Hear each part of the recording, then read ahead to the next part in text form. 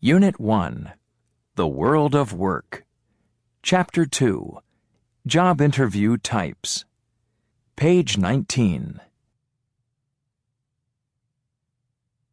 Job interview types.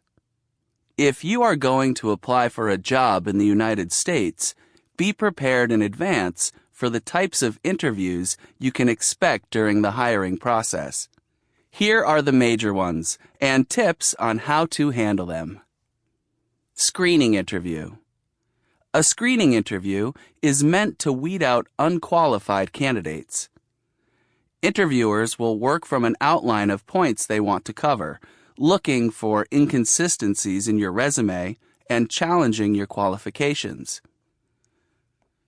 Provide answers to their questions and never volunteer any additional information. This could work against you. One type of screening interview is the telephone interview. Telephone interview. Telephone interviews are merely screening interviews meant to eliminate poorly qualified candidates so that fewer people will need to be brought in and interviewed in person. You might be called out of the blue, or a telephone call to check on your resume might turn into an interview. Your mission is to be invited for a personal face-to-face interview. Here are some tips for telephone interviews. Anticipate the dialogue. Write a general script with answers to questions you might be asked. Focus on skills, experiences, and accomplishments. Practice until you are comfortable. Keep your notes handy. Have any key information, including your resume and notes about the company, next to the phone. You will sound prepared if you don't have to search for information. Make sure you also have a notepad and pen so you can jot down notes and any questions you would like to ask at the end of the interview. Be prepared to think on your feet. If you are asked to participate in a role-playing situation, give short but concise answers. Accept any criticism with tact and grace. Avoid salary issues. If you are asked how much money you would expect, try to avoid the issue by using a delaying statement or give a very broad range. At this point, you do not know how much the job is worth. Push for a face-to-face meeting. Sell yourself by closing with something like, "I am very interested in exploring the possibility of working in your company. I would appreciate an opportunity to meet with you in person. I am free either Tuesday afternoon or Wednesday morning. Which would be better for you?" Try to reschedule surprise telephone interviews. If you are called unexpectedly, try to set an appointment to call so you can be better prepared by saying something like, "I have a scheduling conflict right now. Can I call you back tomorrow after work at 6 p.m.? One-on-one interview. In a one-on-one interview, it has already been established that you have the skills and education necessary for the position.